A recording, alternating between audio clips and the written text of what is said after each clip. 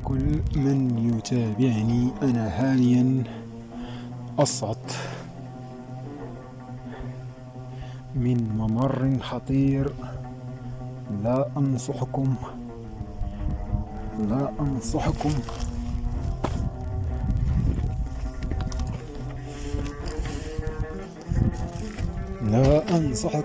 لا أنصحكم بالتقليد. هداري ثم هداري. خطر خطر خطر خطر. جبال ذات صخور صلبة.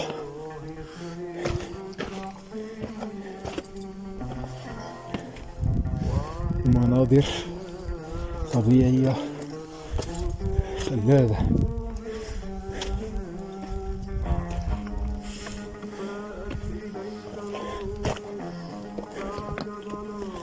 أنا لازلت مستمرا في الصعود للالتقاء بالجبل الذي وقفت عليه في الأحد الماضي، وأنا متواجد حاليا من أجل إتمام الصعود إلى أعالي هذه الجبال الصعبة. إن لم تكن رياضي محترف أو رياضي متمرن فلا أنصحك بالصعود مثل هذه القمم. فأنا أعتذر من أحبتي في الله عن عدم مشاركتكم بعض الفيديوهات. لماذا؟ لأن ذاكرة هاتفي امتلأت عن آخر،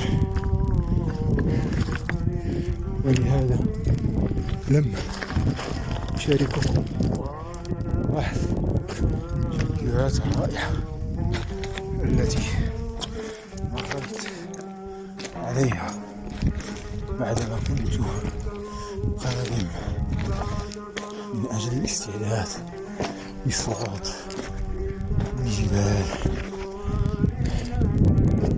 الرائعة التي لا أستطيع أن أصفها لكم، لكنني أستطيع أن أظهر لكم ولو جزءا صغير منها من أجل الاستمتاع بها. حاليا إيقاف البث من أجل التركيز